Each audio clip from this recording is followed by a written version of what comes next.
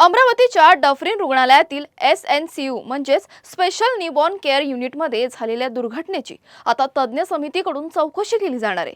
या दुर्घटनेमागे व्हेंटिलेटरमध्ये झालेला short circuit कारणीभूत होता का किंवा अन्य कोणता तांत्रिक बिघाड झाला होता याचा शोध समितीकडून घेतला जाणार आहे। रुग्णालयाच्या फायर ऑडिटसाठी संबंधित विभागाला 2 वेळा पत्र पाठवण्यात आलं होतं, तसेच फोनवरूनही पाठपुरावा करण्यात आला होता। मात्र फायर ऑडिटची प्रक्रिया पूर्ण होऊ शकली नसल्याची माहिती समोर आली आहे। सोमवारी पहाटे 3:30च्या सुमारास ही दुर्घटना घडली। त्यावेळी वॉर्डमध्ये 3 कर्मचारी ड्युटीवर होते। त्यांनी तत्काळ नवजात बालकांना वाचवण्यासाठी प्रयत्न सुरू केले। आता सीसीटीव्ही फुटेज, घटनास्थळाची पाहणी, ड्युटीवरील कर्मचारी आणि प्रत्यक्षदर्शींचे जबाब नोंदवले जाणार आहेत। चौकशी पूर्ण झाल्यानंतर आवश्यक सुरक्षा उपाययोजना करून SNCU सेवा पुन्हा सुरक्षितपणे सुरू करण्याची तयारी केली जाणार आहे। या दुर्घटनेमागचं नेमकं कारण काय होतं आणि फायर सेफ्टी व्यवस्थेत काही त्रुटी होत्या का याचा उलगडा तज्ञ समितीच्या चौकशीतून होणार आहे। काल आता जी डफरीनमध्ये आपल्या जी दुर्दैवी घटना घडली त्याच्यामध्ये आता शासनाने जे चौकशीचे आदेश दिलेले आहेत, या पार्श्वभूमीवर ज्या कंपनीचं ते व्हेंटिलेटर होतं त्याचा स्फोट झाला असा प्राथमिक अंदाज आपला आहे। त्या कंपनीच्या प्रतिनिधींना आपण नागपूर येथून बोलवलं आणि आज ते प्रतिनिधी पण आलेले आहेत। आम्ही त्यांना पण विचारणा मी करतो आहे आणि जी शासनाने 7 मेंबरची जी कमिटी बनवलेली आहे, ज्यामध्ये एम्सचे पण डॉक्टर आपण घेतलेले आहेत, तर त्या डॉक्टरांची कमिटी आणि ती सगळी जी कमिशनर साहेबांची जी कमिटी आहे ती उद्या भेट देणार आहे। त्या भेटीच्या पार्श्वभूमीवर आज मी स्वतः इथे पुन्हा येऊन भेट दिलेली आहे आणि ते जे कंपनीचे जे टेक्निशियन आहेत त्यांना मी प्रश्न विचारले। आमचे जे इथे इलेक्ट्रिकल इन्स्पेक्टर आहेत त्यांनी सगळ्या आमच्या इलेक्ट्रिकल इन्स्टॉलेशनची तपासणी केली, ते पण त्यांचं मत आमच्या पुढे मांडतायत।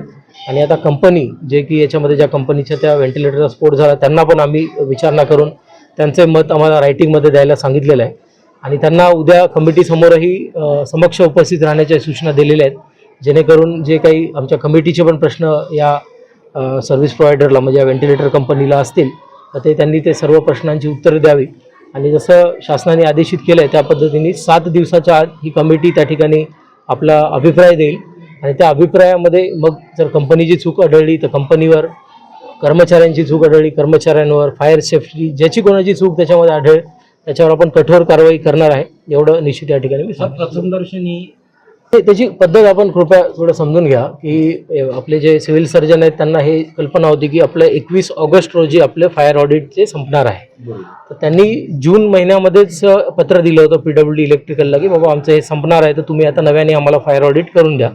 तर त्या PWD इलेक्ट्रिकल असं पत्र जेव्हा प्राप्त होतं त्यांना कुठल्या एजन्सीकडून, त्याच्यानंतर ते एका थर्ड पार्टीची त्या ठिकाणी अपॉइंटमेंट करत असतात आणि ती थर्ड पार्टी या अशा स्पॉटला व्हिजिट करून त्यांचा अभिप्राय देते आणि त्या अभिप्रायाच्या आधारावर मग PWD इलेक्ट्रिकल किंवा ही जी संबंधित संस्था आहे ती आपले जे महापालिकेचे फायर ऑफिसर त्यांच्याकडे फायनलसाठी अप्लाय करतात। तर अशी ही प्रोसिजर आहे। तर याच्यामध्ये PWD इलेक्ट्रिकलनी पण ते अपॉइंटमेंट केली होती, त्यांनी व्हिजिट्स पण इथे केलेल्या आहेत, त्यांचा अंतिम अहवाल येणं बाकी होतं, त्या अंतिम अहवाल घेऊन मग आपले जे महापालिकेचे फायर ऑफिसर आहेत ते त्याच्या आधारे त्यांचा अहवाल देणार होते। पण आपण हे पण कृपया लक्षात घेतली पाहिजे गोष्ट की 21 ऑगस्ट म्हणजे अगदी 3-4 दिवसापूर्वीपर्यंतच पूर्वीच ती संपलेली आहे। त्यामुळं ते प्रक्रियेमध्येच होतं असं PWD इलेक्ट्रिकलकडून आणखी त्याला गती देऊ शकलो असतो, त्याचा आम्ही प्रोटोकॉल सेट करू, पण त्यांनी अपॉइंटमेंट तर केलेली होती आणि त्या कंपनीचे व्हिजिट पण या ठिकाणी झाले। तेच जे सांगतो आपल्याला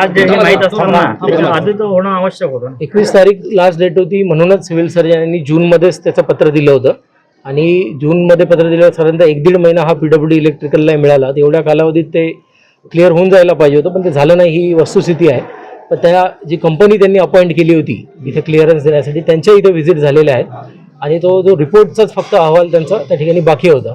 मी जसं आपल्याला सांगितलं की ह्या ही जी अतिशय दुर्दैवी घटना घडली याच्यातून जे मल्टिपल आपल्याला लर्निंग्स घ्यायच्या आहेत त्याच्यात हे पण आहे की जेव्हा कुठलीही एजन्सी असं अप्लाय करते ते 15 दिवसाच्या आत कुठल्याही परिस्थितीत हे तपासणी होऊन त्यांना फायनल सर्टिफिकेट इश्यू होईल अशा पद्धतीची आपण SOP त्या ठिकाणी बनवतोय। आजही आम्ही त्या अनुषंगाने सगळे महापालिकेचे अधिकारी, PWD इलेक्ट्रिकल त्यांचे जे अधीक्षक अभियंता, मुख्य अभियंता सगळ्यांची बैठक घेऊन आम्ही एक पूर्ण जिल्हाभरातच हा प्लॅन त्या ठिकाणी बनवतोय। कमिटीमध्ये कोणते सदस्य आहेत? कमिटीमध्ये कमिशनर साहेब जे आहेत त्यांच्या अध्यक्षतेखाली ती कमिटी आहे। त्याच्यानंतर एम्सचे एक त्याच्यामध्ये डॉक्टर आपण घेतलेले आहेत आणि इतर 5 सदस्य त्यामध्ये वेगवेगळ्या म्हणजे आरोग्य क्षेत्रातले वेगवेगळे एक्सपर्ट त्याच्यामध्ये घेतलेले आहेत. सर, NIA चीफ इंजिनियर्स पण आहेत. जे काही कर्मचारी आहेत महिलांना, त्यांच्यात काही आपसी वाद चालू आहे गेल्या काही महिन्यापासून.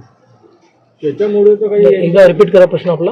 NRHMचे काही कर्मचारी आहे कंत्राटी आणि इथल्या काही स्थायी जे कर्मचारी आहेत त्यांच्यात आपसी वाद चालू आहे.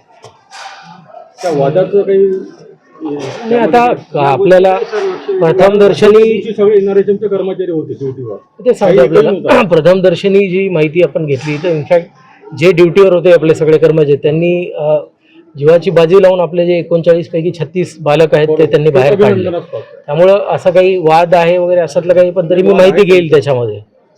सर, मृतांच्या पालकांनी याबद्दल CCTV चौकशी जी आहे करणार ती का? मागणी केलेली आहे. कशा प्रकारे आपण त्या मागणीची पूर्तता करणार? नाही, आता CCTV फुटेज हे आम्ही पण घेतोय. आम्ही पण ते तशा सिव्हिल सर्जनला सूचना दिलेल्या आहेत. कारण जसं आता आपण काही शंका व्यक्त करत आहेत की किती लोक ड्युटीवर होते, किती वेळात त्यांनी रिस्पॉन्ड केलं, ह्या पण गोष्टी सगळं पाहणं आहे. आणि सगळ्यात महत्त्वाचं म्हणजे की ही जी कमिटी आता नेमलेली आहे ती सुद्धा कमिटी या सगळ्या CCTV फुटेजचा अभ्यास करणार आहे. 7 दिवसात जो त्यांचा रिपोर्ट देणार आहे त्याच्यात त्या CCTV फुटेजच्या आधारे ते त्यांचे ऑब्झर्वेशन्स देतील. त्यामुळे मी सिव्हिल सर्जन यांना सूचना दिलेली आहे की ते सगळे CCTV फुटेज आहेत आम्हाला एक मागच्या आठवड्याभराचे साधारणतः तर ते आम्हाला त्यांनी द्यावे अशा पद्धतीची सूचना दिलेल्या आहेत. शेलर कंपनीकडून जे व्हेंटिलेटर घेण्यात आलेले आहे या अगोदर सुद्धा 2022-23 ला ही घटना घडलेली आहे आणि पुन्हा त्याच कंपनीकडून ही घेतले जातात. त्याच्यामध्ये काय प्रॉब्लेम आहे किंवा त्याचे टेक्निकल काय इश्यूज आहे यावर किंवा त्या ठेकेदाराला ब्लॅकलिस्ट करायचं मी तेच आपल्याला सांगतोय की आता शिलर कंपनी ज्या कंपनीचे व्हेंटिलेटर स्फोट झाल्याचा आपला प्राथमिक अंदाज आहे त्या कंपनीचे प्रतिनिधी आपण आता बोलवले आहेत. त्यांच्या माहितीनुसार पूर्ण राज्यभरात साधारणतः 10,000 व्हेंटिलेटर त्यांचे कार्यरत आहेत. त्यामुळं हा सुरक्षेचा जो मोठा प्रश्न निर्माण झाला आहे तो आता जे कमिटी एक्सपर्टशी येत आहे ती या सगळ्या बाबींना डिटेलमध्ये तपासणार आहे. आमचे जे इथले इलेक्ट्रिकल इन्स्पेक्टर आहेत त्यांनी पण तपासणी केली, ते पण त्यांचं मत देत आहेत. आणि हे व्यापक स्वरूपातच कारण आता जसं डॉक्टरांशी मी चर्चा करत होतो आता त्यांचं या कंपनीच्या व्हेंटिलेटरसोबत काम करण्याला ते धजावणार नाही अशा पद्धतीचं त्यांचं एकंदरीत फीडबॅक दिसतोय. तर नक्कीच ह्या कंपनीचं जे 2022मध्ये पण घटना त्या ठिकाणी घडली होती, आता ही जी आपली घटना घडलेली आहे तर या पार्श्वभूमीवर ते कमिटी जी आहे ते पूर्णपणे चौकशी करेल आणि त्याच्यातून निश्चितच त्या एकंदरीत कंपनीच्याही बाबतीत काही कमेंट ते नक्कीच करतील असं पाहू. सर, असं काही हे फीडबॅक मला मिळालेलं नाही आहे.